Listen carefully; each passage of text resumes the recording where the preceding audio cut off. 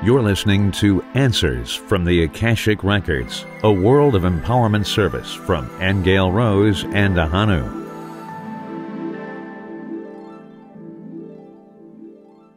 Hi everyone. Ahonu and I are starting to provide a little bit more service to you, those who are members of our website and have supported us through the years.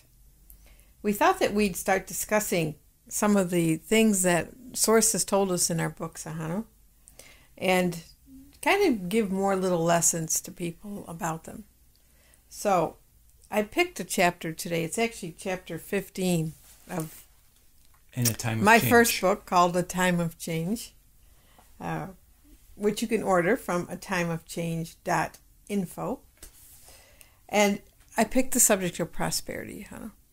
Good one. Prosperity seems to be something that everybody seems to struggle with life on Earth. Well, not everybody.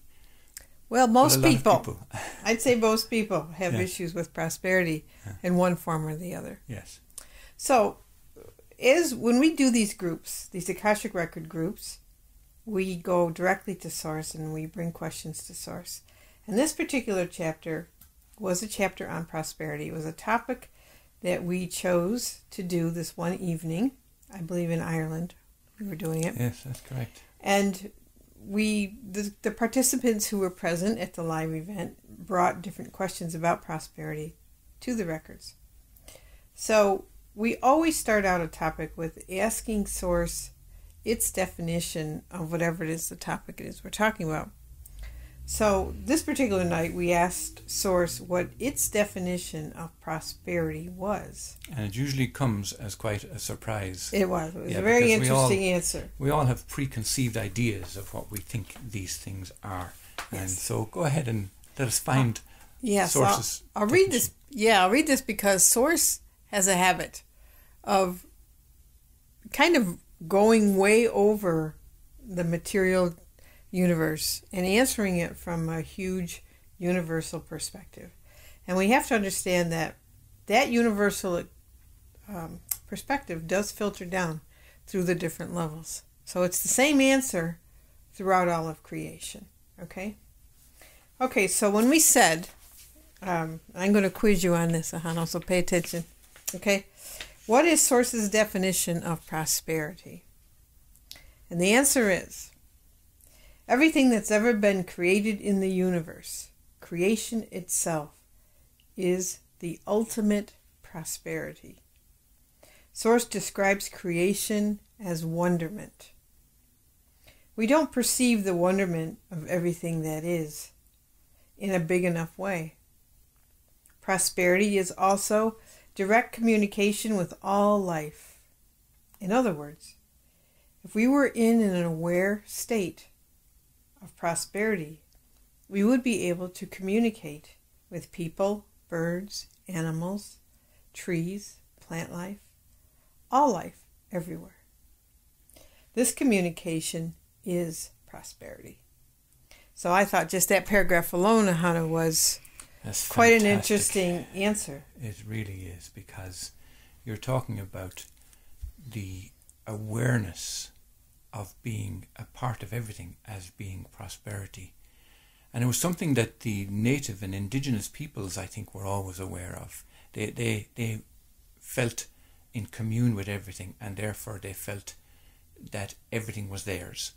Mm-hmm. It's like the Native American Indians saying that the land is not ours. You know, how can you claim ownership of land when it belongs to everybody? It's, you know, these are wonderful concepts, actually. They are hard sometimes to get a grip on, especially when we think in terms of modern society, because modern society has conditioned us to think of prosperity as being income. Money only. Money only, yes. Money and possessions. Yes. All right, so let me continue a little bit. Okay. So, Source goes on to say that it is the awareness that everything is conscious and can be communicated with regardless of its separate or individual appearance. The point Source is making is that we're all connected to everything. And if we could truly feel that or know it As an ongoing awareness, we'd always be in a state of abundance or prosperity because we'd be in a conscious flow with life. So the prosperity that Source is talking about isn't about money per se, except to the extent that money is included in the all that is. Source is explaining that because life never ends and everything is eternal, there is nothing but prosperity. I think that's an interesting statement. Yes. Think of it. As I'm seeing visions of things expanding, expanding, and expanding, the idea of lack is so false, so illusory to this realization. There is no such thing as lack. It doesn't exist. The idea of lack is the first misperception and miscommunication that we have. That we believe in lack or perceive lack as a reality shows us how distorted our minds have become. Wow. So what do you say about that? I say it's absolutely powerful concept for everybody really to get a grip of. And why I say this is important is because I know for many people who may be looking at this and perhaps don't have enough money to pay the rent or feed the children or something like that. So in that sense, a lack is very real. Mm-hmm. And we can't deny that that feeling of lack is very real.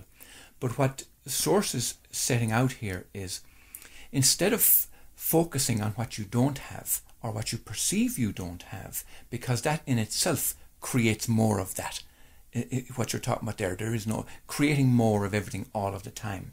So focus instead on the wonderful prosperity that you do have. So in the case of a mother, say, with little children, or a father with little children who are concerned about feeding them, instead of focusing on what you don't have in terms of food, focus on what actually is there. And what is there is that wonderful bond. What is there is that beautiful love that's between you. What is there is the amazing ability for your body to recreate itself in every moment. You know, how it continually grows despite the conditions you might be in. You know, your fingernails grow, your hair grow, your physical body continues to renew itself, repair itself. All of those things, while they might seem somewhat abstract to somebody who's hungry, there is a truth about it that is actually freeing. It's very freeing. And then when you consider the abundance of grasses in the yard or in the lawn or in the field, and the abundance of wheat and corn and barley, and the amount of apples that a tree throws off, the abundance actually is everywhere. Mm-hmm. And when we begin to think like that, as opposed to focusing on the lack in the moment, then things change. And my thinking too, because we're bringing in the whole idea of communication with everything. And just as you mentioned, even when you think of all the seeds that a tree drops every year, or pine cones, or acorns, or, you know, they're all over the place. There's millions of them, really. And the word seeds is kind of an interesting thing, because in a way that does give evidence to the fact that life is eternal. It renews itself. It regenerates itself. So for the human being, I mean, we see it, of course, when we get pregnant or give birth, but we also have thoughts that are seeds. And our thoughts, and I think Source is addressing us on a few levels here. Mm-hmm. One is that our perceptions, like Source mentioned 2 or 3 times, it's the idea of lack, which is a thought or a perception or a belief that's incorrect. So even if we could just make a decision, perhaps, that we're going to decide not to believe in the idea of lack anymore. Just like, it's the same with the idea of conflict. You know, why does conflict exist? Because we believe in it. Mm. Why does death exist? It exists because we believe in it. So, but there's something interesting here, Aingeal Rose, and I do believe that it will necessitate another discussion at another time. But it's about the layers of belief. So, for example, if you take the situation that I just described there about somebody who's hungry, mm-hmm. or can't pay their rent, that's one layer of the the belief system. So it doesn't resolve the issue if you just say to yourself, oh, I'm not really poor, or I've got plenty of food. You know, it's like affirmations. Affirmations don't work on the levels of affirmations. They only work when you collapse the rest of the structure that's around it. Do you understand what I'm getting at? There's a whole layer of belief systems that must collapse in order for that to be true. Mm-hmm.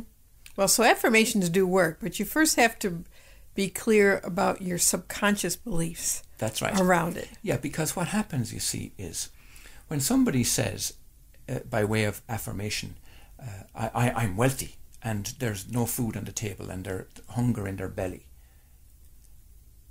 The affirmation is correct, that's fine, but the ego and the rest of the structure is telling them otherwise.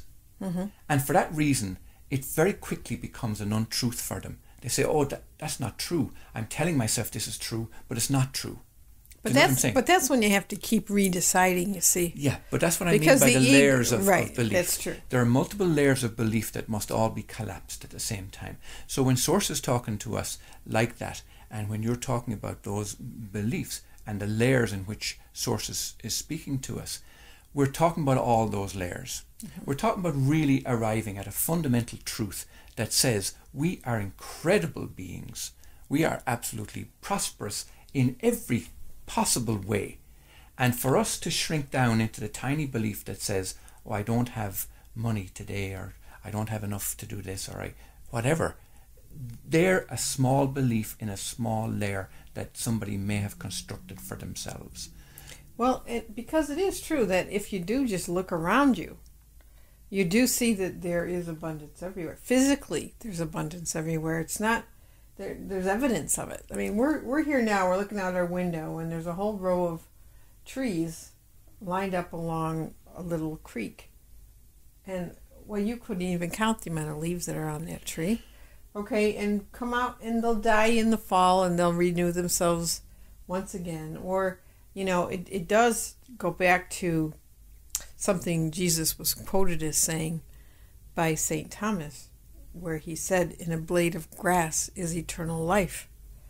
Okay, so I think, so let's go back to the there's two things I want to go back to. The communication part of this with all life, because that is an energetic thing, you see, because when we perceive ourselves as individuals that are separate and distinct and apart from other things that you look at. For example, we're looking at a palm plant right now in our room. We're looking at a monitor over there. And all of those things seem to be some animate, some inanimate, but we perceive them as having their own individuality apart from ourselves. And the truth is yes, okay, they have a signature, but there is a way to communicate with that where all of you are in a collective effort. And we're going to, as we go on this week, we're going to get into this a little bit deeper, because the other part that Source brings up here, as I was bringing in this information, is all of a sudden it flashed the color red. Now we know in these groups that color has come through a few times. Mm-hmm, mm-hmm. But what I'm understanding now is that color has to do with the physical universe. Okay, that color red, that spectrum, that frequency has to do with physicality. So red is an interesting color because it's vibrant. Like your blood will show up red, for example, and we know that your blood is the life force energy through your body. It's the thing that gives you life. Mm-hmm. Okay, so we can see how powerful it is in a positive way. Mm-hmm. But that color has also been subject to huge distortion. For example, when people get angry or they're frustrated, their auras will look red. And that's an overbalance or overabundance of red that's not being used properly. Okay, whereas true red used in a positive way can be used to materialize things. And we will, like I say, we'll get into this a little bit more, because of course we could have a conversation about the chakra system, but that's a whole other lesson. It is, okay, but I just want people to keep in mind that red is a physical color. Okay, it's a vibrant, alive, physical color for manifestation. Has to do with creation. So let's finish with this one little thought that please take this away with you when we speak about abundance and prosperity, and consider love for a moment. Just consider love. And we gave an example of, say, a mother with children. When you give love away, you don't reduce it from somewhere. You don't say, oh, I don't have very much left now, because I've given you my love. One never considers for a moment that love is finite in any way. See, is that not abundance? Is that not true prosperity? Well, it's interesting too that we do use the color red To symbolize to love. describe love. All right, we do. And also that,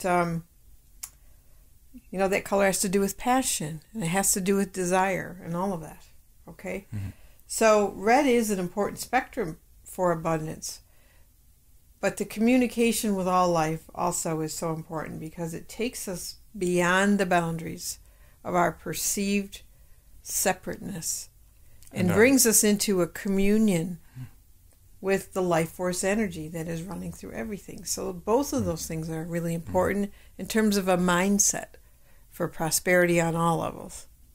But the next session we're going to have in just a day or two, we're continuing on our subject of prosperity. But the people who were in the group started to ask Source, well, what about guilt?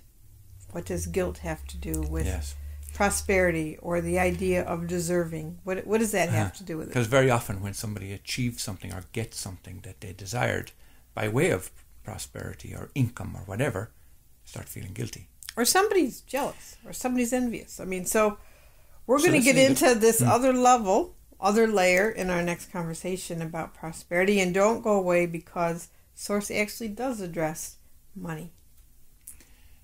Go forth and prosper. Thank you. You've been listening to Answers from the Akashic Records, a world of empowerment service from Aingeal Rose and Ahonu. To get the profound statements from the Akashic Records in your mailbox each week, log on to worldofempowerment.com.